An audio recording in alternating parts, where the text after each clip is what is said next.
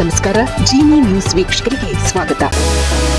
Iran ಸೇನೆಯು ವಾಣಿಜ್ಯ ಹಡಗುಗಳ ಮೇಲೆ ನಡೆಸಿದ ದಾಳಿಯಲ್ಲಿ ಇಬ್ಬರು ಭಾರತೀಯ ನಾವಿಕರು ಮೃತಪಟ್ಟಿದ್ದು, ಭಾರತದ ವಿದೇಶಾಂಗ ವ್ಯವಹಾರಗಳ ಸಚಿವಾಲಯವು ಈ ಕೃತ್ಯವನ್ನು ತೀವ್ರವಾಗಿ ಖಂಡಿಸಿದೆ. ಇದರಲ್ಲಿ ಸಂಘರ್ಷ ತೀವ್ರಗೊಂಡಿರುವ ನಡುವೆ ಇರಾನ್ ಸೇನೆಯು ವಾಣಿಜ್ಯ ಹಡಗುಗಳನ್ನು ಗುರಿಯಾಗಿಸಿ ದಾಳಿ ನಡೆಸಿದೆ. ಈ ಘಟನೆಯಲ್ಲಿ ಭಾರತಕ್ಕೆ ಸರಕು ತರುತ್ತಿದ್ದ ಹಡಗಿನ ಮೇಲೆ ದಾಳಿಯಾಗಿದ್ದು, ಇಬ್ಬರು ಭಾರತೀಯರು ಸಾವನ್ನಪ್ಪಿದ್ದಾರೆ. ಹೊರ್ಮುಜ್ ಜಲಸಂಧಿಯಲ್ಲಿ ಮಯೂರಿ ನಾರಿ ಎಂಬ ಸರಕು ಹಡಗಿನ ಮೇಲೆ ಇರಾನ್ ದಾಳಿ ಮಾಡಿದೆ. ಈ ಹಡಗು ಥಾಯ್ಲೆಂಡ್ ಧ್ವಜವನ್ನು ಹೊಂದಿದ್ದು ಯುಎಇಯ ಖಲೀಫಾ ಬಂದರಿನಿಂದ ಗುಜರಾತಿನ ಕಾಂಡ್ಲಾ ಬಂದರಿಗೆ ಹೊರಟಿತ್ತು. ದಾಳಿಯಲ್ಲಿ ಇಬ್ಬರು ಭಾರತೀಯ ನಾವಿಕರು ಮೃತಪಟ್ಟಿದ್ದಾರೆ ಮತ್ತು ಮತ್ತೊಬ್ಬ ನಾವಿಕ ಕಾಣೆಯಾಗಿದ್ದಾರೆ ಎಂದು ವರದಿಯಾಗಿದೆ. ಇರಾನ್ ಈ ದಾಳಿಯ ಹೊಣೆಯನ್ನು ಹೊತ್ತುಕೊಂಡಿದೆ. ವಿದೇಶಾಂಗ ಸಚಿವಾಲಯದ ವಕ್ತಾರ ರಣಧೀರ್ ಜೈಸ್ವಾಲ್ ಅವರು ಈ ದಾಳಿಯನ್ನು ಖಂಡಿಸಿದ್ದಾರೆ.